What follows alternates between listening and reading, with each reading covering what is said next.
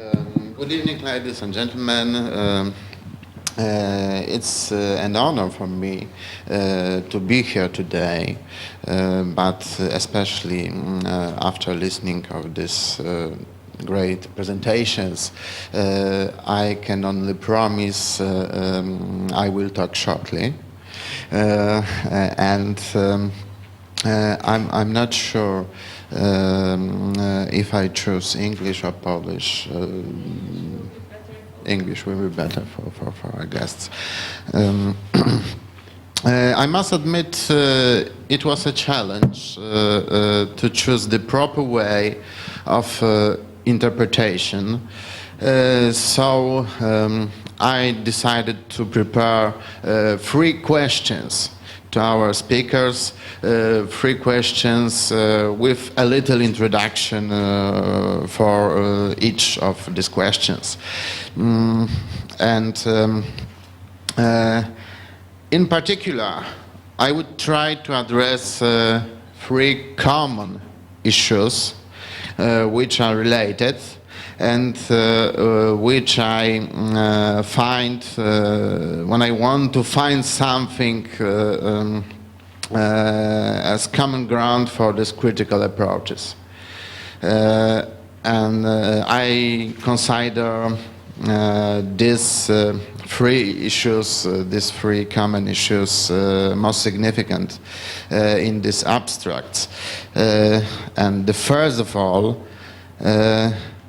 according to abstracts, the most important issue is the meaning of history. History, written history, but also oral history, still seems to be a basic component of national identity in Baltic states, but also in whole Central Europe, in Poland too. And I don't refer to the knowledge of academical history, to written history as a scholar history, for the problem of lack of the history perspective among young people in Poland and Lithuania, as I know, is considered as a collapse of identity and national unity. Or even, to use very popular term, I don't know how to say it in Polish, but the term is very popular, especially in media, national integrity, which could be understood as a common work, a common social memory, maybe. I mean, in Central Europe history, history let us answer the question, who are we, and where we should look for our roots. History is an object of respect and often is used by politicians to redefine the terms as patriotism, sovereignty, and national identity. Simply, it's used as an instrument to create the imagination of and the meaning of these terms. And I'd like to ask, it would be my first question for our speakers. Is it possible to find one common denominator for Western concept of history, common ground for this concept, and concepts known in the Central Europe, the Central European point of view? Is it possible to find common understanding of history between our new neighbors in the European Union. And the next issue, the second issue, which I want to refer, it's a sense of threat as a state of consciousness in Central Europe. I know the Polish experience, Lithuanian experience, but I suppose the similar situation is in Latvia and in Estonia. The fate of Baltic states developed dramatically. Independence were hardly established, so my next, Russia is unpredictable, as we know. And Mr. Kapran says most influent experience in this part of Europe is the victim experience. Inhabitants of this region for centuries had to live in fear with hostile neighbors around. Turning points were very often connected with another crisis, with international conflict. So it's a very important experience is also lack of independence for centuries. In Poland and Lithuania. For more than 100 we have no independence, and the nation was a category of imagination, was a category created by literature, and in literature only, in memory and in literature. So my next question is connected with this this state of consciousness, this sense of threat. What experience, what present days experience could replace the experience of fear, could replace these memoirs of suffering, war, and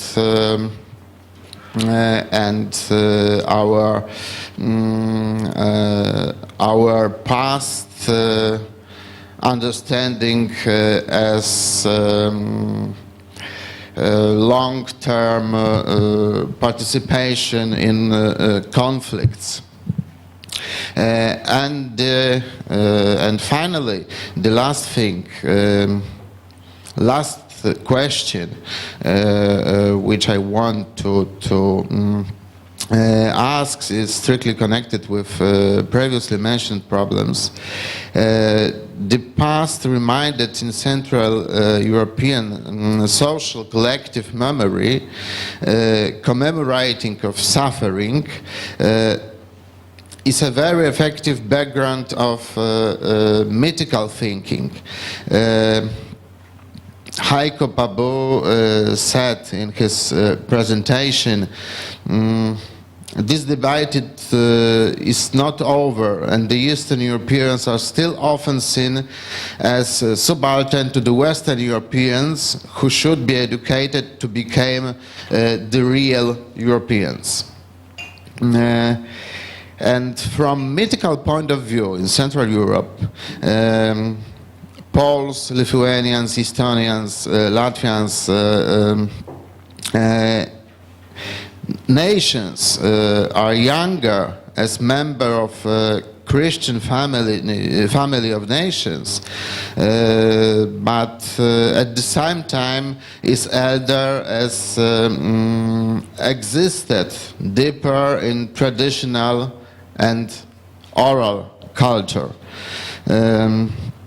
In myth of history, myth of past, myth of our other way of development, our other way of understanding and experiencing history. My third question, do you agree with opinion that there is only one way, there is only mythical thinking in our concept of history, and is it the main heritage of our history, this mythical thinking, this myth, considered as basic component of our understanding of history? Thank you. Thank you very much. Since we have only 15 minutes left now for the whole discussion and your answers, and we need to empty the room in 15 minutes, then I would like to maybe collect the questions from the audience, and you would address all them together. So are there any questions? I actually wanted to add to the question of Dr. Niemojewski about this experience of fear, and I wanted to ask really about this topic of victimization. It seems that it is the main theme of political memory in the region, well, not only, and I think that it creates very much a society. It has, I think, negative implications on society and politics in a place, and it creates a society which is quite closed, lives in sort of a mentality of siege, and not very tolerant. But is there any other lesson or any other society or politics that can be constructed positively from this memory of victimization, in your opinion? So, as I said, we have 15 minutes, and there will be no time for more questions, so you can make your decisions, but well, I'm joking. Okay, there is another. I know the Latvian, as I am specialist of Latvian culture and history, I hope. So I know that Latvians have a lot of books like with this, which were prepared by this Commission of History of Latvia, and there are many thoughts about like Latvians how Latvians took part in this Holocaust in Latvia. So my question is: do Estonians have the same like researchers or like commission who trying to find out this question? Because I know that Lithuanian have and one thing to this Polish. The attitude of Polish minorities toward the Russians question in this president election. So this is the very deep question about the common way of Polish minority of Russian minority against the Lithuanians way of thinking about the schools or Polish like. Polish rights in Lithuania, so I think it's not so easy to say that they supported Russia or they were very close to the Russian way of thinking. And the problem is, I think, also in the Lithuanians parties, because they are more connected in this, for example, financial way or business way. So I would like to ask you to be more carefully with this. Like a general way of thinking about this problem. Thank you very much. I wanted to ask you a question about perpetrators. I'm from Georgia, so in Georgian historiography it's a very interesting case. All perpetrators who are in Russia, they are very, very bad, but we don't like to speak about Georgian perpetrators. So I have one question. Does it matter in Baltic states perpetrators' ethnic belongings or not? So who is the perpetrator? Russian, Lithuanian, Estonian, or I don't know? give you now, each of you, 3 to 4 minutes to address a few of the questions or comments, but the good news is that afterwards we will have some sweets and wine, and you are mostly welcome and invited to continue the discussion. Yeah, I will be very quick, so I will try to answer to each question in 3 or 4 words. First question, is it possible to find common denominator of the Western concept of history with the one which we have here? I don't think that there is such a split, actually. I think all histories in Europe are national, first of all. They are written in a national way. And the only common denominator could be transnational history. But that's such an ideal, to my mind. That is just a way to which we could aspire to reach transnational history. This is a common denominator.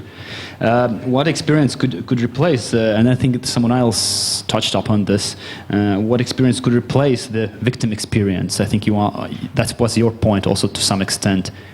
You just use the political memory, which is more interesting concept, of course, if it's from Osman's conception, right?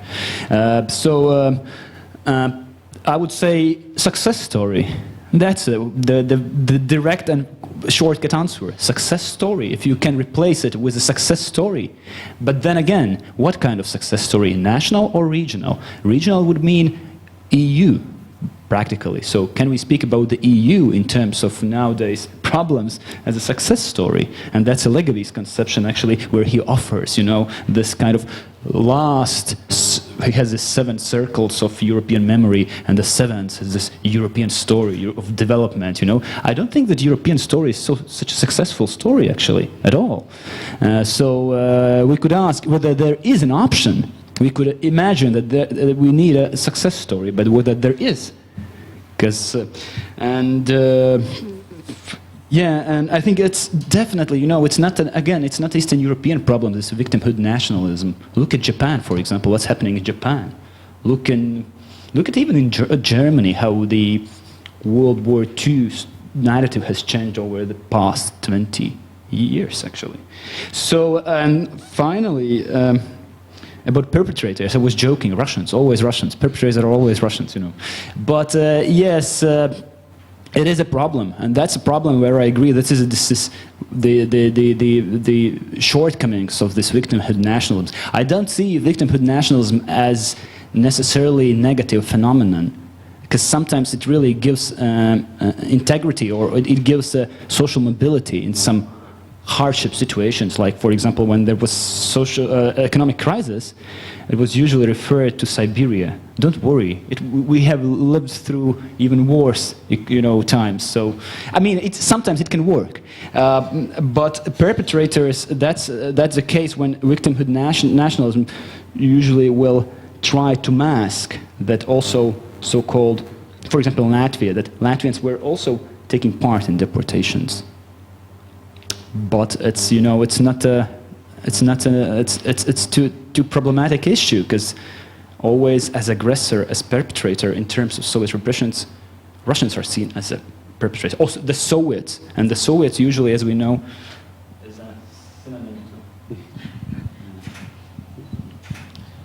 Okay, so I then try to also address these issues.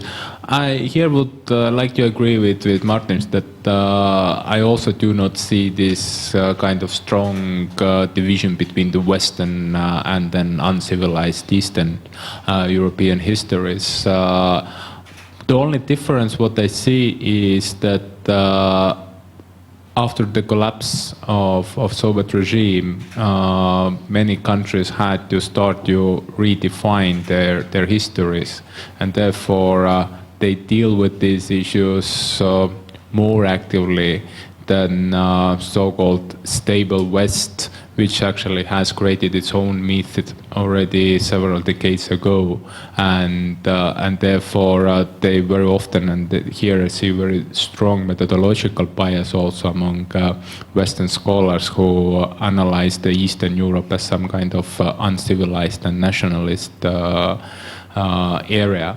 So that's why I also would like to see this much more on colonial or post-colonial context than post-Soviet, so that it's not so much the Soviet impact, but rather this kind of colonialist thinking, which is very deeply part of European thinking, and Western European seeing the Eastern European as some kind of internal other towards whom the identity is constructed. So this, in that sense, I also do not. I don't see the problem so much there. So that what Martin pointed out, that the transnational, that could be an option, and there is definitely attempts in European context to create this transnational history. But let's see how successful we will be. I'm probably more optimistic than Martin's here, so that I hope that it's possible, and at least there are some kind of attempts in Estonian context. So I can see how, for example, in earlier period we saw Germans as the arch evil. Then today Germans are seen quite positively, and we talk about the common Baltic Sea region history, and then the Germans having very important role bringing Estonians as a part of this European common European culture. So that there are positive aspects. About the victimhood, actually I analyzed Estonian-Ukrainian in my doctoral thesis, Estonian, Ukrainian, Georgians and Russian textbooks. And Estonian Georgians were much more self-glorifying than establishing self-victimhood. Ukrainians had the strongest self-victimhood narrative. But actually in all four nations, the glorifying stories were more dominant than victimhood stories. Just the Ukrainian case had this victimhood share stronger than all other cases. So that in that sense, I wouldn't say that it's only focused on victimhood, and there are definitely positive cases. For example, Estonian independence war is very strongly today promoted in Estonia as a success story.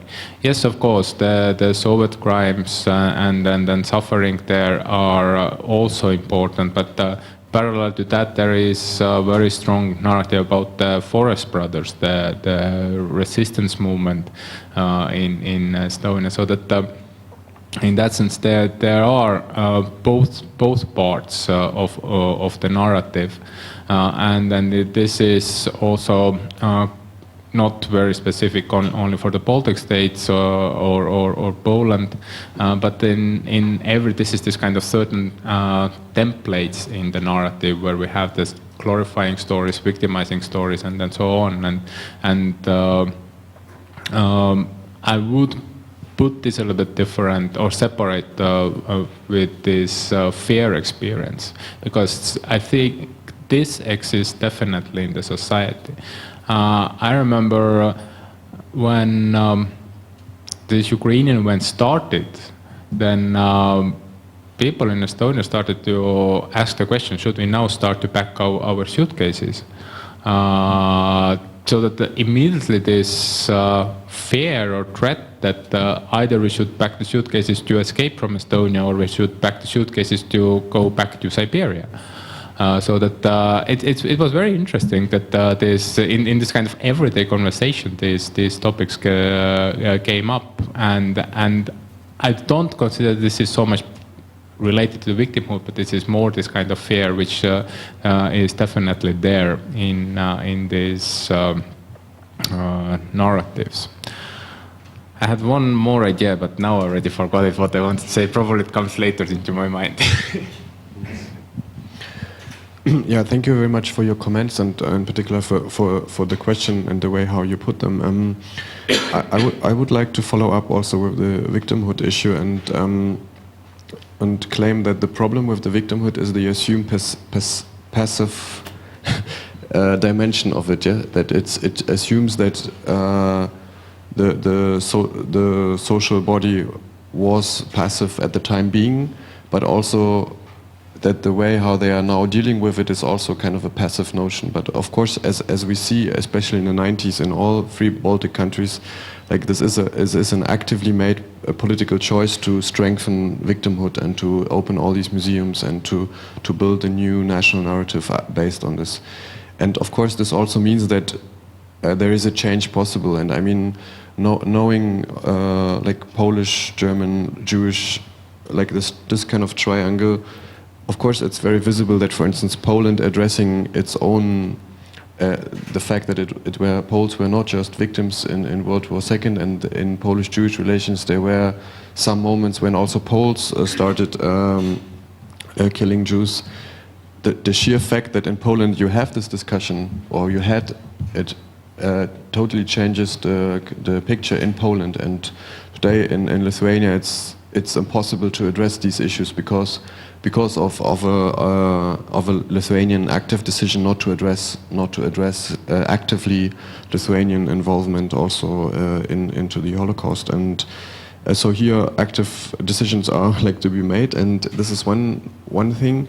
And this relates to the question of the perpetrators. Of course, in Lithuania the perpetrators are also the Russians. And it looks like a bit schizophrenic. If you go to the KGB museum called Genocide Museum, then you would have all these photographies and you would see that mid-rank and low-rank and even some high-rank KGB officers, of course, were Lithuanian, and this is of course not addressed into this narrative, and the way how the narrative is constructed does not allow really to explain it. It's not explained, basically. It's said, it's externalized, that there was somebody coming from abroad. It's a bit like we have it today in Ukraine, the narrative that the Russians are always coming from abroad and there's no internal issue, let's say.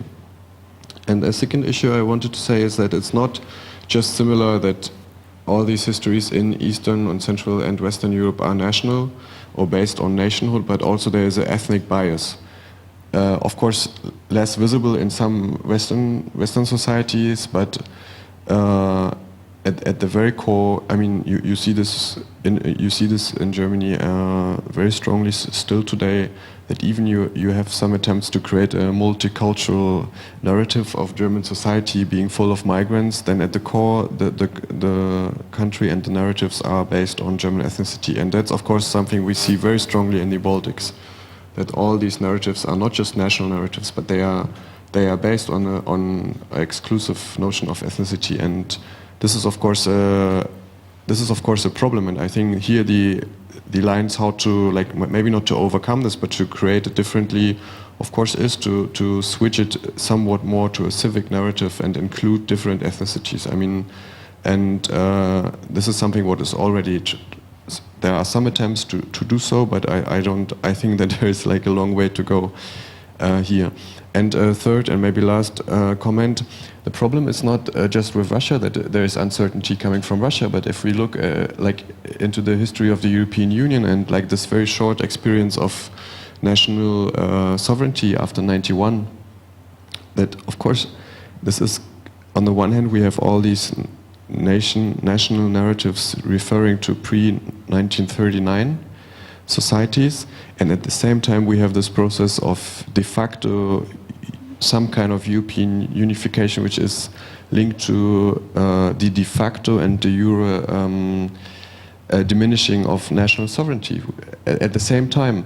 And then we had the crisis in the Baltics in 2008, like really clearly showing that the financial crisis, like the global financial crisis, hit the Baltics very strongly, and that, of course, the future in European Union is uncertain as well. And this makes it really hard to follow your proposal, like to say, okay, we now follow the success story of the EU. And there is another problem with the success story of the EU, that it is written mainly as a success story of the rest of the continent, and it's not so easy to include, like to link it to the experiences of all these of all three Baltic societies. Can I was reminded what I forgot. This is this Holocaust. Yes, in Estonia also there has been this history commission, but My colleague Eva Clarita Pette definitely is a much better specialist on this topic, but her main assessment, what I know, is that in Estonia the work was done. We involved a lot of international experts to bring as much neutrality in this analysis as possible. They issued a huge book. Everybody can read it, but it didn't create much discussion. So that definitely, and this also brings this perpetrator issue, so definitely you can read there about the Estonians as perpetrators as well. So that is listing saying that Estonians did this, Estonians did that, or Russians did this, Germans did that, so that it is there. But about these perpetrators, I would say that there is, of course, that on official or this kind of political memory level, it's mainly Soviets are the perpetrators. But in cultural memory, I can see more and more when the question of collaboration and collaboration with both, with the Nazis and with the Soviets, comes as a topic. Plus, of course, in social memory, it is this kind of very common saying that actually during the war, the biggest enemies to other Estonians were their neighbors. It means Estonians. So that this is this kind of, we can say, city legend. So that in that sense, it's not only Russians. Thank you all very much, and I will use this opportunity to invite you to two other events that are planned. Firstly, on 10 and 11th of June, the Social Memory Laboratory, in partnership with our program, organizes a conference on new memory research in Ukraine and Belarus. And also this year in November 6-8, another conference within our project is planned on collected versus collective memories 1989 in oral history perspectives. So I hope you can join us physically or virtually at both these events. So once again, thank you very much all for coming here, and thank you very much. I think we have started a very interesting and dynamic discussion, and we are so lucky that we can continue it while having some wine and sweets. So please stay with us, and thank you.